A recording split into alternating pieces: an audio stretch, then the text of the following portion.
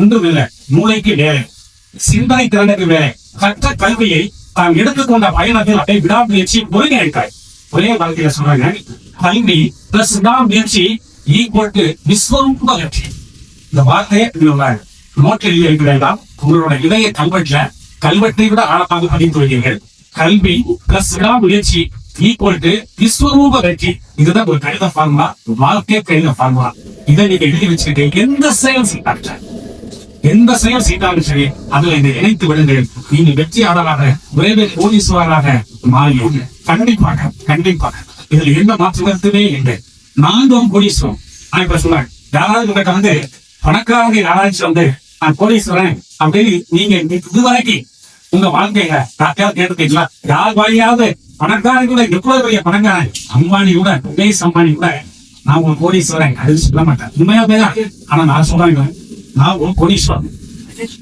நான் எப்படி கோடீஸ்வரன் சொல்றேன் அப்படின்னா, எனக்கு இந்த உணர்ச்சி வசப்பட்ட ஆவேசமா சொல்றேன் பாத்தீங்களா?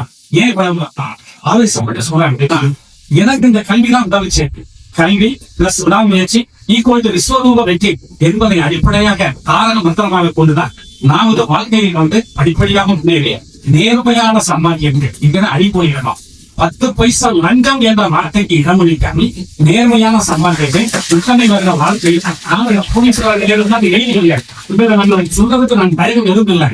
ஏன்னா இன்கம் டாக்ஸ் கேட்டேன், எந்த வித இதுவும் இல்லை. அதனால நான் தாராளமாக சொல்றேன். நான் எதுக்காக சொல்றேன்னா, ஒரு ரத்தமும் சதையுமான உதாரணம் எதிர்த்து நின்று படிச்சா விடாமுயற்சியை ஒருங்கிணைத்தா நீயும் பணக்காரன் ஆகலாம் அப்படின்னு சொல்றாருன்னா, முதல்ல நீங்க ஆகிட்டீங்களா அப்படின்னு உங்கள்கிட்ட ஒரு கேள்வி வரும் இல்லையா?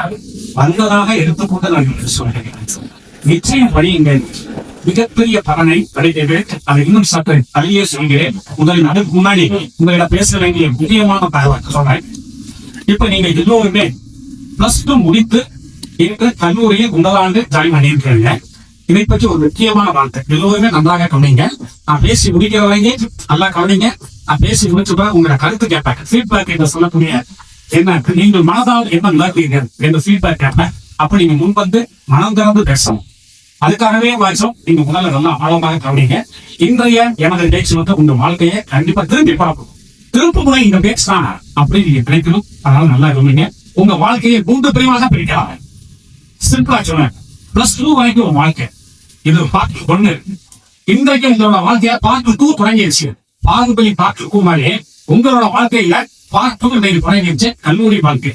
இந்த கல்லூரி வாழ்க்கை முடிஞ்ச உடனே பார்ட் 3 ஒண்ணு வரும். பாகுபலி மாதிரி இன்னொன்னு நீங்க ஒண்ணு எழுத போறீங்க.